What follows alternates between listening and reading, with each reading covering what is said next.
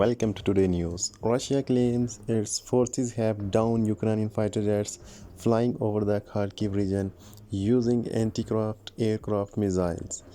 In this footage from the Russian Ministry of Defense (MOD), rockets are fired into the sky and explosion burst onto the ground of alleged targeting computer footage.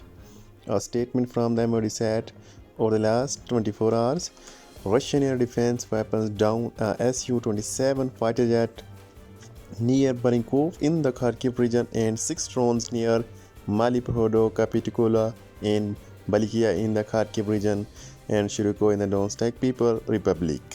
Please subscribe and press the bell icon for hourly update.